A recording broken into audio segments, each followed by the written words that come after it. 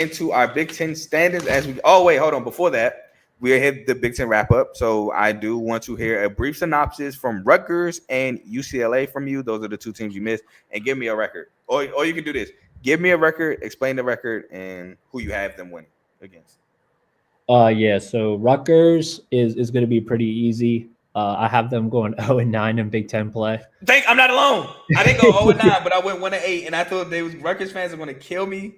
Joe, I don't know if you could clip this and put it in my Rutgers segment, but I got them going 1-8.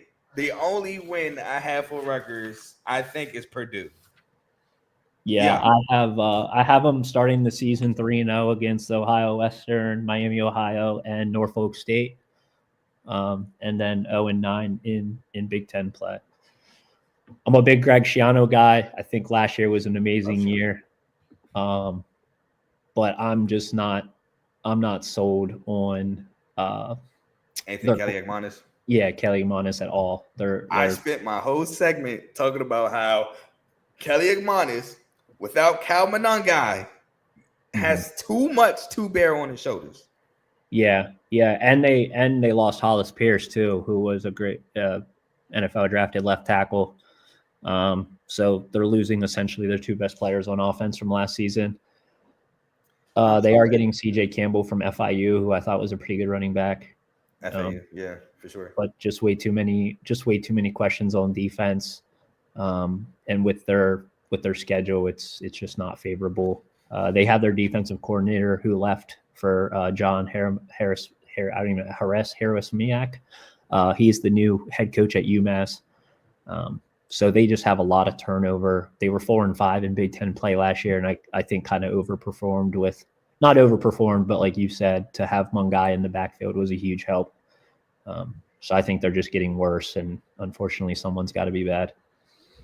Thank you. All right, cool. Rutgers fans, I'm not alone. All right, UCLA. Yeah, UCLA. I'm gonna have to pull out their schedule here, but I think, last year they were a 5-7 team, another team that went 3-6 in the conference. First year coach. They had a brutal start. They also had a tough schedule last year. But the enemy's gone. I just don't think they have the coaching staff that propels them into any situation that's better this year. So I would put them back in the middle of the road as well in the Big Ten. I'm trying to pull up their schedule here real quick. My fault. I'll say that I kind of went on a mini tangent how I'm out on Nico Iamaleava. I had him going 3-9, 1-8. 3-9, 1-8. Because I'm not a fan of Nico Iamaleava at all. And you can tell me I'm wrong, but I said that he held Tennessee back last season. I mean, it's a fair statement. It's a fair statement. I just felt like his decision making wasn't that great, and it's crazy when the running back wins Offensive Player of the Year in a conference, and that quarterback does not. So, Dylan Sanchez was Arkansas. Yeah, so here we go. So UCLA, they got why my computer being like this?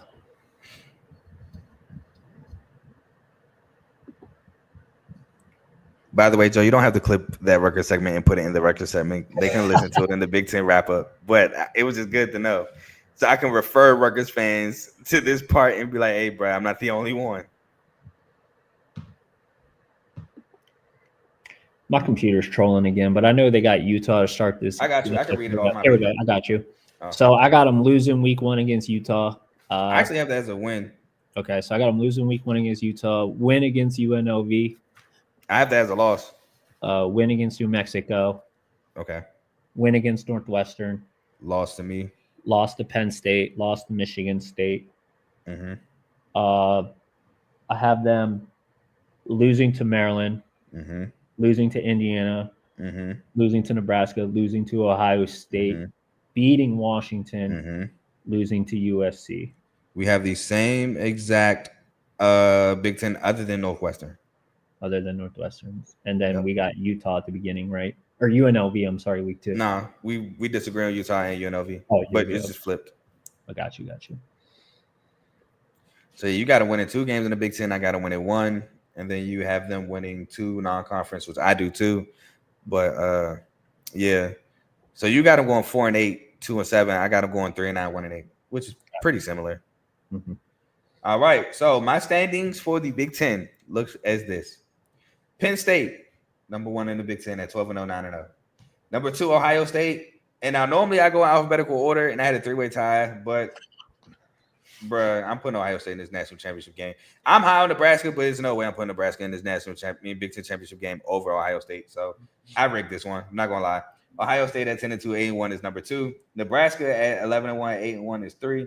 Oregon at 11-1, 8-1 is 4. Indiana is 10-2, 7-2 at 5 by holding the tiebreaker, beating them head to head against Illinois.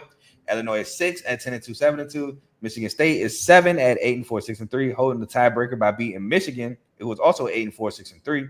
Minnesota is 8-4, 5-4 at 9.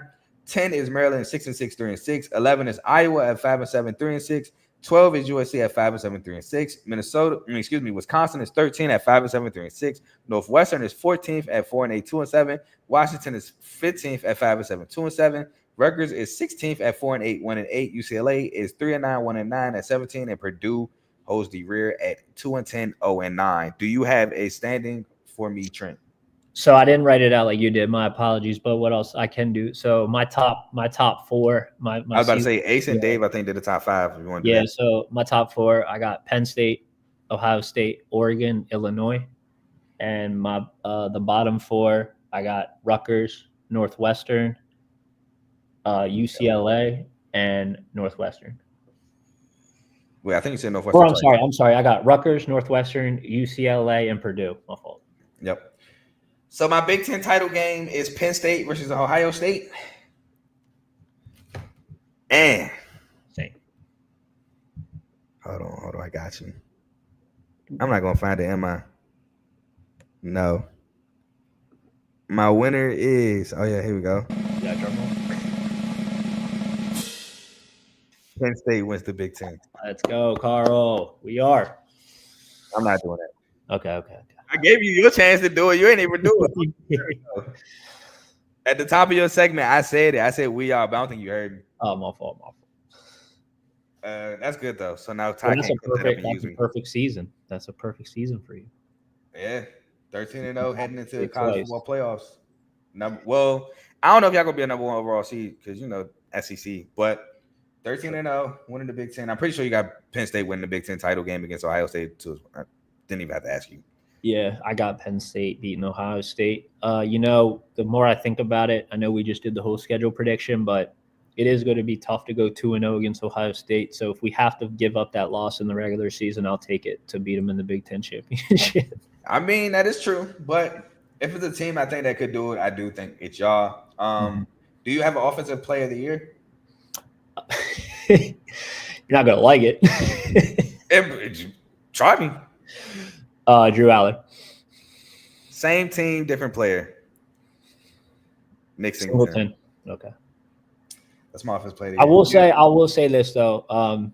I think Jeremiah Smith is clearly clearly a front runner as well. So my defensive player of the year is Penn State. So let me give Jeremiah Smith the offensive player of the year.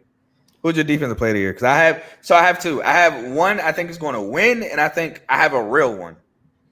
I have so let's do this. My pipe dream offensive player of the year is Drew Aller. My prediction is Jeremiah Smith. And on defense, while I believe Caleb Downs is the best defensive player in the country, I'm going to give my vote to linebacker from Penn State, Tony Rojas. So mine is Danny Dennis Sutton, edge rusher.